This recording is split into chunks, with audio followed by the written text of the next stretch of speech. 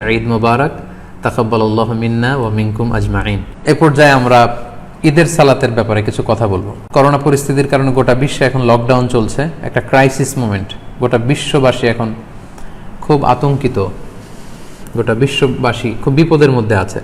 অধিকাংশ মুসলিম দেশগুলোতে মসজিদগুলো বন্ধ, নামাজগুলো আমাদের ঘরে পড়তে হচ্ছে, এমনকি জুমার সালাতও আমরা মসজিদে পড়তে পারছি না। জুমার সালাতের পরিবর্তে জোহরের সালাত আমাদেরকে ঘরে আদায় করতে হচ্ছে।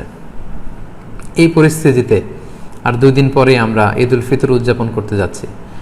এখন যেহেতু আমরা মসজিদে যেতে পারবো না, আমরা কিভাবে ঈদ উল ফিতর এর সালাত আদায় করব? আমরা কি ঘরে ঈদ উল ফিতরের সালাত আদায় করব নাকি করা লাগবে না? এ ব্যাপারে অনেকেরই অনেক প্রশ্ন এবং এই ব্যাপারটা নিয়ে অনেক আলোচনা হচ্ছে। এবং পৃথিবীর বেশিরভাগ মুসলিম দেশগুলোর যে মুসলিম স্কলাররা বা ফতুয়া বোর্ডগুলো আছে, তারাও এই ব্যাপারটা নিয়ে গবেষণা করে ফতুয়া দিচ্ছেন। এই ব্যাপারটি এত বেশি আলোচিত হওয়ার কারণ হচ্ছে এর আগে কখনো এরকম পরিস্থিতি, এটা একটা উদ্ভূত পরিস্থিতি, এরকম পরিস্থিতি বা সিচুয়েশন আমরা কখনো ফেস করিনি। আমার এই জীবনে আমি কখনো দেখিনি যে ঈদের সময় আমাদেরকে এরকম আবদ্ধ থাকতে হচ্ছে। আপনাদেরও অভিজ্ঞতা যদি আপনারা শেয়ার করেন তাহলে একই অবস্থা দাঁড়াবে যে আমরা আমাদের পুরো জীবনে এরকম রমাদান কাটাইনি। It's a unique Ramadan and it's going to be a unique Eid celebration for Muslim ummah around the world. গোটা বিশ্বব্যাপী এটা আমাদের জন্য একটা ইউনিক ডিফারেন্ট ঈদ হবে। তো যেহেতু ডিফারেন্ট, সো এটার মাসআলাটাও একটু ডিফারেন্ট, যে আমরা ঘরে ঈদের সালাত পড়তে পারবো কি পারবো না, এই প্রশ্ন কেউ কখনো আগে করেনি বা করার প্রশ্ন আসেনি। তো এই ব্যাপারে আমরা সংক্ষিপ্ত পরিসরে কিছু কথা শেয়ার করতে চাই। প্রথমে আমরা বলবো যে ঈদের সালাতের হুকুমটা কি, এ ব্যাপারে আমরা জেনে নিই। আমরা জানি যে বছরে আমরা 2 বার ঈদ উদযাপন করি। আমাদের সবচেয়ে বড়, the biggest carnival and festival of Muslim community, আমাদের সবচেয়ে বড় ধর্মীয় উৎসব ঈদ উল ফিতর এবং ঈদ উল আজহা। এবং আমরা এই 2টি দিন ঈদের সালাত পড়ার মধ্য দিয়ে আনন্দ উৎসব শুরু করি। এই ঈদের সালাতের হুকুম কি? এক্ষেত্রে স্কলারদের মতভেদ রয়েছে, একাধিক মতামতের ব্যাপারে পাওয়া যায়। মালিকি এবং শাফি মাযহাবে ঈদ উল ফিতর এবং ঈদ উল আজহা এই ঈদের সালাতগুলো আদায় করার বিধান হচ্ছে, ওনারা বলেছেন যেটা সুন্নাতে মুআক্কাদা, মানে রেকমেন্ডেড সুন্নাহ, গুরুত্বপূর্ণ সুন্নাহ, যেখানে এমফাসাইজ দেওয়া হয়েছে। হাম্বলি মাযহাব মতে এটা ফরজে কিফায়া, অর্থাৎ এলাকার কিছু অংশ লোক যদি আদায় করে বাকিদের উপর থেকে এটার জিম্মাদারি কেটে যাবে। কিন্তু হানাফি স্কুল অফ থটে এটাকে আরো বেশি গুরুত্ব দেওয়া হয়েছে। হানাফি মাযহাব মতে ঈদের সালাত আদায় করা হচ্ছে ওয়াজিব, এবং শাইখুল ইসলাম ইবনু তাইমিয়া এবং ইমাম আশ-শাওকানি সহ আরো অনেকেই এই মতামতকে গ্রহণ করেছেন, অর্থাৎ ওয়াজিব, খুবই গুরুত্বপূর্ণ। যদি কেউ এটাকে তরক করে তাহলে সে গুনাহগার হবে ওয়াজিব তরক করার কারণে। এবং আমরা কোরআন সুন্নাতেও যদি একটু দৃষ্টি দেই তাহলে দেখব যে অনেক গুরুত্বের সাথে এই সালাতের ব্যাপারে বলা হয়েছে। আমরা সূরা কাউসারের 2 নম্বর আয়াতের দিকে যদি খেয়াল করি, সেখানে আল্লাহ তাআলা বলছেন ফাসল্লি লিরাব্বিকা ওয়ানহার। যদিও এখানে ঈদ উল আজহার প্রসঙ্গটা টানা হয়েছে যে নবী, আপনি আগে সালাত আদায় করুন আপনার রবের জন্য, তারপরে আপনি উট নহর করুন, মানে আসসালাতু আউওয়ালান ওয়ান নাহরু সানিয়ান। ঈদ উল আজহাতে আগে সালাত পড়ুন, তারপর আপনি জবাই করুন। তাহলে এখানে অর্ডার দেয়া হয়েছে ঈদের সালাত পড়ার জন্য। এবং সহিহ বুখারীতে একটি হাদিস আমরা পাই, উম্মে আতিয়া রাদিয়াল্লাহু তাআলা আনহা, উনি বর্ণনা করেন যে আমারানা রাসূলুল্লাহ সাল্লাল্লাহু আলাইহি ওয়াসাল্লাম আন নুখরিজাহুন্না ফিল ফিত্রি ওয়াল আদহা। ঈদ উল আজহা এবং ঈদ উল ফিতরে আমাদের নারীরা যারা আছে তাদের সবাইকে নিয়ে যেন আমরা ঈদগাহে যাই, এ ব্যাপারে রাসূল সাল্লাল্লাহু আলাইহি ওয়াসাল্লাম আমারানা আদেশ করেছেন। ইট ওয়াজ অ্যান অর্ডার, রাসূল সাল্লাল্লাহু আলাইহি ওয়াসাল্লাম আদেশ করেছেন স্পেশালি। আল্লাহ তাআলা যেমনি সূরাতুল কাউসারে আদেশ করেছেন ফাসল্লি লিরাব্বিকা ওয়ানহার।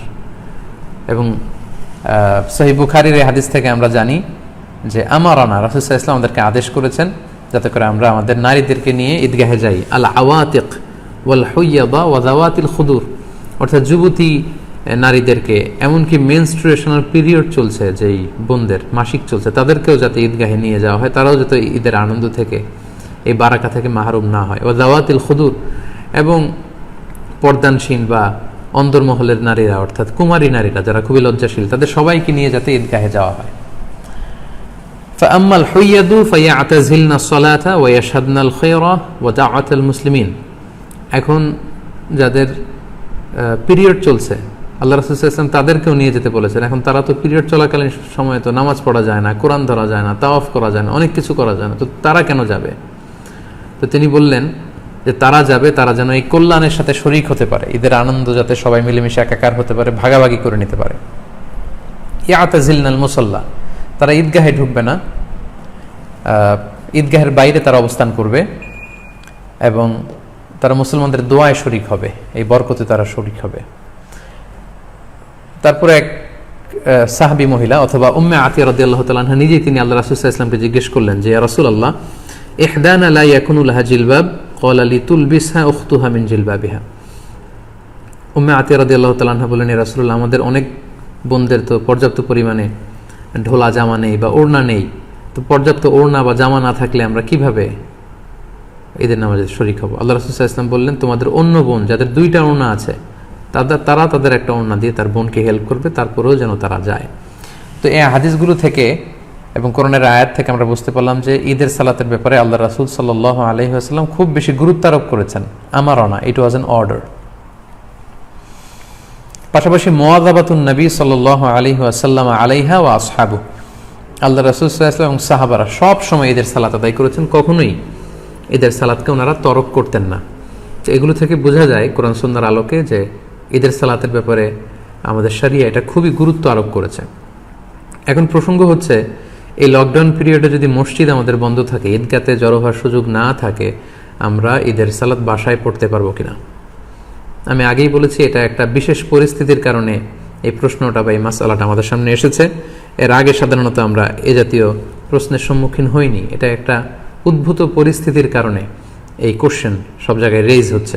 তো এই প্রশ্নের উত্তর দিতে গেলে আগে আমাদের জানতে হবে যে যখন আমাদের পরিস্থিতি স্বাভাবিক ছিল বা যখন স্বাভাবিকভাবে ঈদগাহে যে ঈদের নামাজ পড়া যায়, মসজিদে জামাতে শরীক হওয়া যায়, তখন যদি কেউ ঘুম থেকে দেরিতে ওঠার কারণে বা কোনো কারণে ঈদের জামাতে শরীক হতে না পারে, তাহলে সেই ব্যক্তি কি পরবর্তীতে একা একা ঈদের সালাত আদায় করতে পারবে?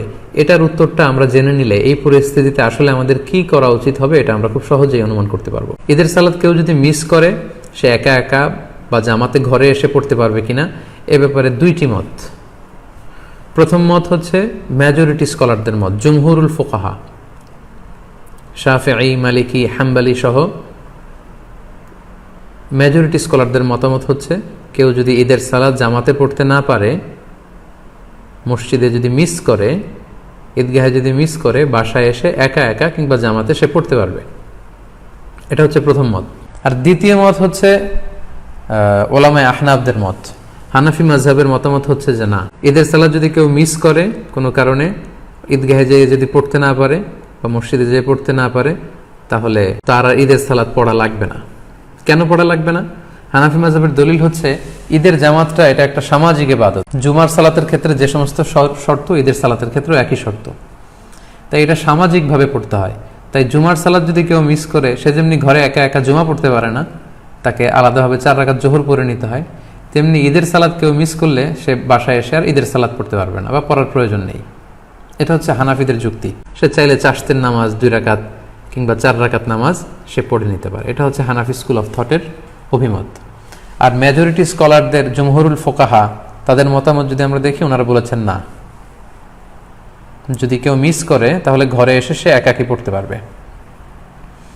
এবং তারা যে মতামত দিয়েছেন যে একাকী পড়তে পারবে, এটার ব্যাপারে একটা স্ট্রং এবং ভ্যালিড দলিল আছে। সেটা হচ্ছে সহিহ বুখারীতে একটি হাদিস এসেছে, তালিক হিসেবে উনি এনেছেন কিতাবু সলাতুল ঈদাইনের অধ্যায়ের মধ্যে ইমাম বুখারী এটা তালিক হিসেবে এনেছেন। পাশাপাশি মুসান্নাফ ইবনে আবি শাইবাতেও এই হাদিসটি এসেছে। প্রসঙ্গটা হচ্ছে আনাস রাদিয়াল্লাহু তাআলা আনহুর প্রসঙ্গ। উনি ওনার শেষ জীবনে বাসরাতে থাকতেন, ইরাকের বসরা শহরে থাকতেন। একদিন কোনো কারণে উনি এবং ওনার ফ্যামিলি মেম্বার ঈদের জামাত ওনারা মিস করেছেন। মিস করাতে উনি বাসায় এসে সবাইকে নিয়ে ঈদের জামাত আদায় করেছেন বাসায়, এবং হাদিসটি সহিহ বুখারীতে এসেছে। আমি হাদিসটা আপনাদেরকে পড়ে শোনাচ্ছি। عن أنس رضي الله عنه أنه كان إذا فاتته صلاة العيد مع الإمام, কোন এক সময় আনাস রাদিয়াল্লাহু তাআলা আনহুর যখন ইমামের সাথে ঈদগাহে ঈদের সালাত তিনি মিস করলেন, ফাউত হয়ে গেল, জামা আহলাহু ওয়া মাওয়ালিহি, তিনি বাড়িতে এসে ওনার ফ্যামিলি মেম্বারসদের সবাইকে এবং ওনার আজাদকৃত যত দাস দাসী আছে সবাইকে একত্রিত করলেন। ثم قام عبد الله بن أبي عتبة مولاه فيصلي بهم ركعتين, তারপর ওনার আজাদকৃত দাস আব্দুল্লাহ ইবনে আবি উতবা ওনাকে বললেন যে তুমি আমাদেরকে নিয়ে ঈদের সালাতের ইমামতি করো। আব্দুল্লাহ ইবনে উতবা আনাস রাদিয়াল্লাহু তাআলা আনহুর অনুমতিক্রমে সবাইকে নিয়ে 2 রাকাত ঈদের সালাত ঘরে আদায় করলেন বাসায়। ইউকাব্বিরু ফীহিমা, এবং প্রতিটি রাকাতেই তিনি অতিরিক্ত তাকবীরগুলো দিয়েছেন। এই হাদিসটা সহিহ। তো এই হাদিসের আলোকে মেজরিটি স্কলাররা, জুমহুরুল ফুকাহারা বলেছেন, যেহেতু আনাস রাদিয়াল্লাহু তাআলা আনহুর ঈদের সালাত মিস হয়েছিল, উনি ঘরে এসে জামাতে সবাইকে নিয়ে আদায় করেছেন। এই সহিহ হাদিসের আলোকে বোঝা যায় কখনো যদি কারো ঈদের সালাত মিস হয়ে যায় ঈদগাতে বা মসজিদে, তাহলে সে ব্যক্তিও ঘরে এসে একাকী কিংবা জামাতের সাথে ঈদের সালাত আদায় করতে পারবে। এটার ভ্যালিডিটি আছে, কেননা আল্লাহ রাসূল সাল্লাল্লাহু আলাইহি ওয়াসাল্লামের খুব কাছের একজন সাহাবা এমনটি আমল করেছেন।